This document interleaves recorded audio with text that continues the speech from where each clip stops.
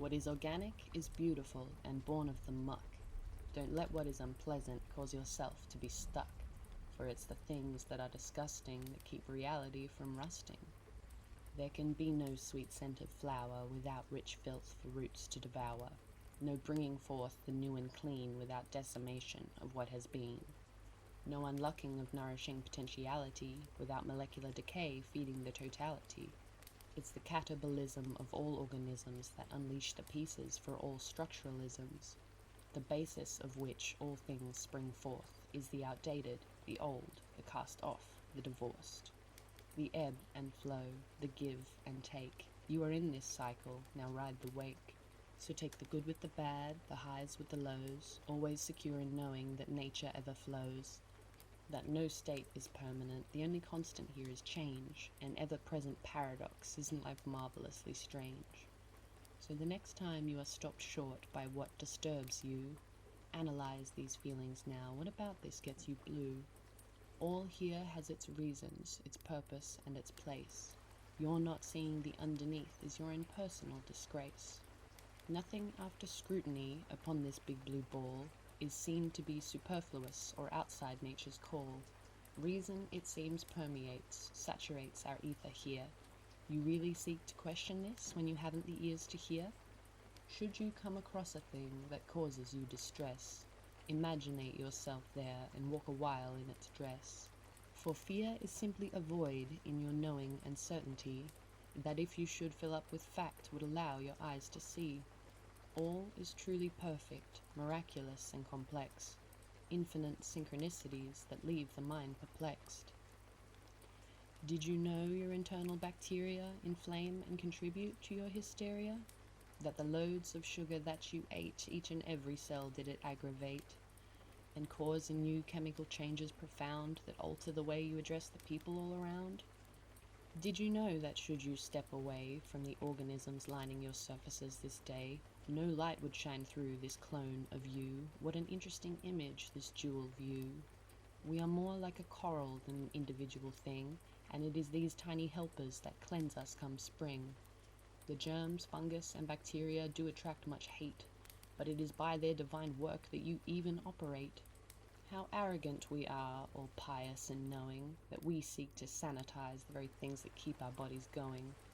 Anything that does disturb us must at once be removed, never minding the hard fact that when in balance we improve. A man that is afraid of muck at once becomes this type, the kind to squeak and shake and wail and cause quite a hype. Should anything not go as planned, should something not seem right, his inner faith does flee him, the outer world does him a fright. Instantly he panics and attacks all he does not know. With experts by his side now, they hit the parts that make us grow. The disgusting little helpers bound to nature's beck and call, that fluctuate as needed, terrain dictating rise and fall. A man who is now muckless, due to his own hand, will very soon be greeted by the ripples of his stand. For now his inner colony has been genocided into dust, and from the empty chaos a new race for life is thrust. The most aggressive breeders soon outcompete the bulk. You are forever changed now, and you chose this, so don't sulk. All is not lost though, remedy can be found, if you do so choose it, to build yourself up from the ground. If you, as most, choose not to, a certainty I foresee, that you become more common, amalgamated into all you see. For most all this civilization, based in gluttony and self-gratification, has brewed a certain distillation, a very sinister population, that now flavors their intuition and corrupts the gut-brain integration, an imbalanced inner city reflected in the self's invocation. A muckless organism is a frail and sickly thing, nerves taut, mind reactive, all words to him sting.